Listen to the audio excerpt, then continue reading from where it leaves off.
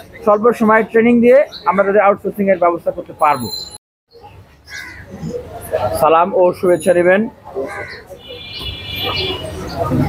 DUCSU for change, vote for change panel থেকে। ঢাকা বিশ্ববিদ্যালয়ের শিক্ষার্থীদেরকে আমরা শুভেচ্ছা জানাচ্ছি। আমাদের স্লোগান হচ্ছে no more dirty politics, no more violence, make the DUCSU for academic excellence. আমাদের vision one student, one bed, one table, on campus part time job ও আউটসোর্সিং।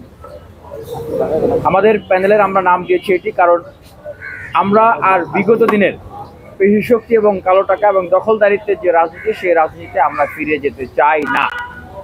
এই ডাকসুর মাধ্যমেই আমরা ঢাকা বিশ্ববিদ্যালয়কে আমরা একটা একাডেমিক এক্সেলেন্সির জায়গায় নিয়ে যেতে চাই।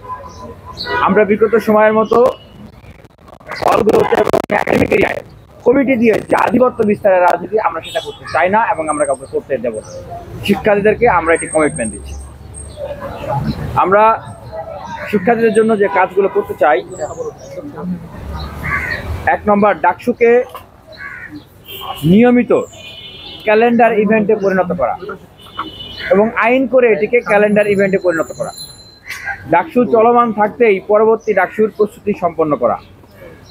2 নম্বর, শিক্ষার্থীদের যে দাবি, যেটাকে আমরা বলি মাদার অফ অল প্রবলেম, অর্থাৎ আবাসন সংকট, এটি সমাধান করার লক্ষ্যে আমাদের ভিশন হচ্ছে one student, one bed, one table. এবং আমরা এখন দেখছি যে প্রথম বর্ষ, দ্বিতীয় বর্ষের যে ছাত্রছাত্রীরা আছেন তাদের অনেকে আবাসন পান নাই। সেক্ষেত্রে তাদের জন্য জরুরি ভিত্তিতে আবাসনের ব্যবস্থা করা, তার আগ পর্যন্ত তাদেরকে আবাসন ভিত্তির ব্যবস্থা করা। এবং হলগুলোতে ছাত্র এবং ছাত্রীদের যে হল আছেন, হলগুলোতে ছাড় প্রকার উপদ্রব, এটা একটা মারাত্মক রকমের একটা সমস্যা।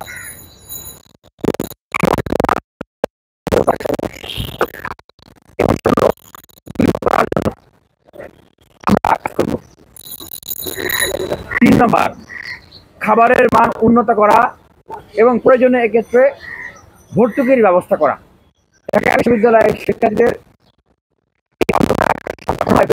জন্য খাবার, কিন্তু দেশের সর্বোচ্চ মেধাবী শিক্ষার্থী যারা আছেন তারা তো শুধু বেশি থাকার জন্য খাবে না, মতো খাবার দরকার, যেন তারা এই খাবার, এই আমিষ দিয়ে তারা পড়াশোনা করতে পারেন। তাদের একটা হেলদি, যেটা বলে আর কি, যে সুস্থ দেহ সুখী মন, সেটার জন্য হয় এবং তারা যেন পড়াশোনা করতে পারেন, মানব সম্পদে তাদেরকে গড়ে তুলতে পারেন।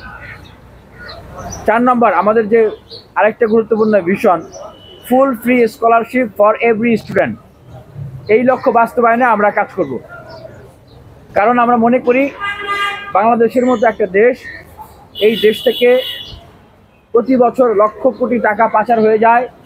এদেশের উন্নয়নের জন্য বিভিন্ন প্রজেক্ট, বিভিন্ন সেক্টরে হাজার হাজার লক্ষ লক্ষ কোটি টাকা বিনিয়োগ করা হয়, কিন্তু হিউম্যান রিসোর্স ডেভেলপমেন্ট, যেটা একটা দেশের উন্নয়নের সবচেয়ে গুরুত্বপূর্ণ চাবিকাঠি, বা যদি বলি একটা দেশের উন্নয়নের লাইফলাইন, সেটার জন্য আমাদের দেশে আমরা সেরকম গুরুত্বপূর্ণ কোনো ব্যবস্থা নিতে দেখি নাই।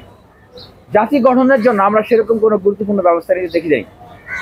তাই আমরা মনে করি যে ঢাকা বিশ্ববিদ্যালয়ের শিক্ষার্থীদের একদম পূর্ণাঙ্গ বৃত্তির ব্যবস্থা করা, তারা খাবে কি দিয়ে, বই কিনবে কি দিয়ে, তাদের যে ভর্তির যে সংস্থান হবে কি দিয়ে, এই দুশ্চিন্তা যেন তাদেরকে করতে না হয়।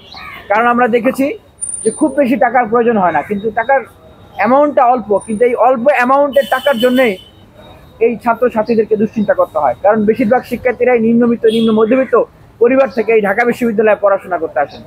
বেশিরভাগ শিক্ষার্থীরই বাবা মা মুরগি বেচে, ডিম বেচে বা হচ্ছে কাজ করে তাদের সন্তানদেরকে তারা পড়াশোনা করানোর জন্য খরচ পাঠান। এটা ঢাকা বিশ্ববিদ্যালয়ের ছাত্রছাত্রীদের পরিবারের অন্যতম গুরুত্বপূর্ণ একটা বাস্তবতা।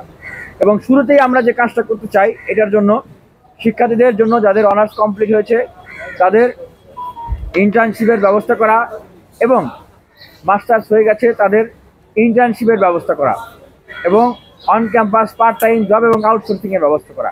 এটা আমাদের কাছে খুব কঠিন কোনো বিষয় মনে হয় না। এটা আমরা যে ফার্মগুলো আছে তাদের সাথে আমরা ইতিমধ্যে কথা বলেছি, যদি ট্রেনিং দেওয়ার প্রয়োজন হয় আমরা শিক্ষার্থীদেরকে স্বল্প সময়ের ট্রেনিং দিয়ে আমরা তাদের আউটসোর্সিংয়ের ব্যবস্থা করতে পারবো ইনশাল্লাহ। 5 নম্বর যেটা বলতে চাই যে বিদ্যমান যে গবেষণা কেন্দ্রগুলো আছে ঢাকা বিশ্ববিদ্যালয়ের, এই গবেষণা কেন্দ্রগুলোকে আরো উন্নত করা, বিশ্বমানের গবেষণা কেন্দ্রে রূপান্তরিত করা। এবং আরেকটা গুরুত্বপূর্ণ যে বিষয় আমরা উল্লেখ করতে চাই, ঢাকা বিশ্ববিদ্যালয়ের জন্য কয়েক হাজার কোটি টাকার বাজেট হয়েছে কিছুদিন আগে, মাস্টার প্ল্যান হয়েছে, এটা আমরা সকলেই অবগত। কিন্তু অত্যন্ত দুঃখের বিষয় যে সেই মাস্টার প্ল্যানটি কোনো পারফেক্ট মাস্টার প্ল্যান নয়। আমরা নির্বাচিত হওয়ার পরেই ঢাকা বিশ্ববিদ্যালয়ের শিক্ষার্থীর সাথে কথা বলে বিভিন্ন হল সংসদ এবং ডাকসুর কেন্দ্রীয় প্যানেলে যারা থাকবেন তাদের সাথে আলোচনা করে আমরা এই মাস্টার প্ল্যানটিকে আমরা আরও পারফেক্ট করব, যেন এই মাস্টার প্ল্যানে প্রত্যেকটা হল, মেয়েদের হল, ছেলেদের হল এবং বিশ্ববিদ্যালয়ে আরও যে প্রয়োজনগুলো আছে সেই জিনিসগুলো সেখানে যেন সংযুক্ত থাকে এবং আরও পারফেক্ট হয়। এবং আমরা আরেকটা যে পয়েন্ট বলতে চাই, আমাদের যে লাইব্রেরি ব্যবস্থা থাকে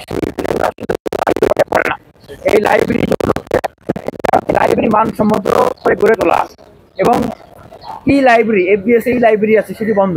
শুধু এফবিএস না, প্রত্যেকটা জায়গায় কার্জন এরিয়ায় এবং এই কলাভবন এরিয়া, এফবিএস এরিয়া প্রত্যেকটা জায়গায় উন্নত প্রযুক্তি সম্পন্ন লাইব্রেরি ব্যবস্থা করা এবং ঢাকা বিশ্ববিদ্যালয়ের শিক্ষার্থীদের জন্য ফ্রি ওয়াইফাই এর ব্যবস্থা করা, সেটার জন্য আমরা কাজ করতে চাই।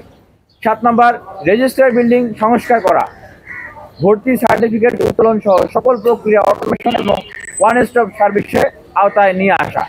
8 নম্বর, একাডেমিয়া ইন্ডাস্ট্রিয়াল রিলেশনশিপ স্থাপন করা। ঢাকা বিশ্ববিদ্যালয়ের মতো একটা বিশ্ববিদ্যালয়ে পড়াশোনা করে এখন অনেকেই বেকার থাকতে হয় এবং অনেকেই এই বেকারত্বের বোঝা মাথায় নিয়ে সুইসাইড পর্যন্ত করতেছেন, যেটা আসলে আমাদের কল্পনারও বাইরে।